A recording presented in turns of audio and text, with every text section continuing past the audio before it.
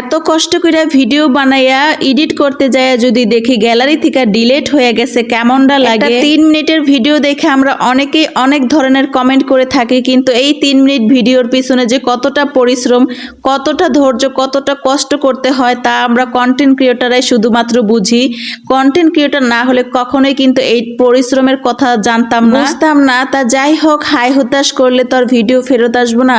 আর ওই যে বললাম ভিডিও ডিলিট হওয়ার কথা, এই ভিডিওগুলো সব কিন্তু নেট অফ থাকাকালীন ভিডিওগুলো তৈরি করছিলাম, কিন্তু এখন এডিট করতে যায় দেখি ভিডিওগুলো ডিলিট হয়ে গেছে।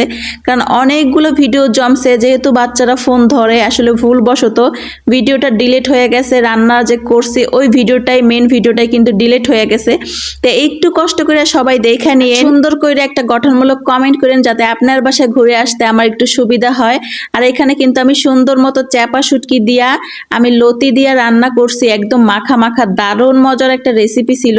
পুরো ভিডিওটা দেখাইতে পারলে হয়তো বুঝতে পারতেন আসলে অনেক সুন্দর হয়েছে। কি আর করার, যেহেতু পুরো ভিডিও দেখাইতে পারি নাই তার জন্য অনেক দুঃখিত। তাই এখানে আমি খেতে বসবো, তার জন্য একটা ডিম ভাজা লইছি, একদম পাটিসাপলা পিঠার মতো। এইভাবে ডিম ভাজা কে কে খান অবশ্যই কিন্তু কমেন্ট করে জানাবেন। আর এইভাবে আমি কিন্তু খেতে আমার কাছে ভীষণ ভালো লাগে ডিম ভাজা, একদম পিঠা টাইপের। তাই এখানে আমি ডিম ভাজা দিয়া, চাপা শুটকি দিয়া, আর এটা হচ্ছে কেনা লতি, খুব সুন্দর করে ভাত মাখাইয়া লেবুর রস দিয়া দারুণ মজা করে খাইয়া লইছি।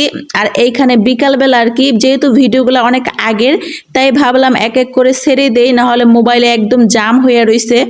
তারপরে এই যে সিঙ্গারা পুরি আনছিল বিকালবেলায়, আর এই সিঙ্গারা পুরি আমার তো আরও বেশি ভালো লাগে, কিন্তু খাওয়া হয় না গ্যাস্ট্রিকের কারণে।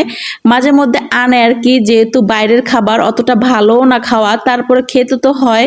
আর ভাজা পোড়া কার কার পছন্দ অবশ্যই কিন্তু কমেন্ট করে জানাবেন। ভাজা পোড়া সবাইরই পছন্দ, কিন্তু বিশেষ করে এই সিঙ্গারা পুরি আমার কাছে ভীষণ ভীষণ ভালো লাগে। তা আমার জামাই কিন্তু এইখানে আমাকে সুন্দর করে শসা দিয়ে আর একটা সস দিয়ে মিক্স কইরা বাইরে করে দিল, আর আমি কিন্তু এক এক করে কপ কপ করে খাইতেছি। আর আমার জামাই আমার মুখের দিকে তাকে কি কয় জানেন, কইতাছে তুমি যখন খাও চোখ বন্ধ করে, আমার কাছে দেখতে সেই লাগে। আমাকে তুমি তো এইগুলাই বলবা, কারণ আমি খাইয়া খাইয়া মোটা হমো, যাতে ঘরে আরেকজন আসতে পারে সুবিধা হয়।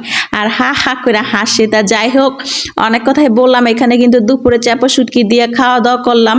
বিকালবেলায় নাস্তায় ছিল আর কি, সন্ধ্যার কিছুক্ষণ আগে সিঙ্গারা পুরি শসা সালাদ দিয়ে দারুণ মজা করে খাইছি। আর ওই দেখেন, বলতে ভুলে গেছি, আপনারা সবাই কেমন আছেন? তা সবাই কেমন আছেন অবশ্যই কিন্তু কমেন্ট করে জানাইয়েন।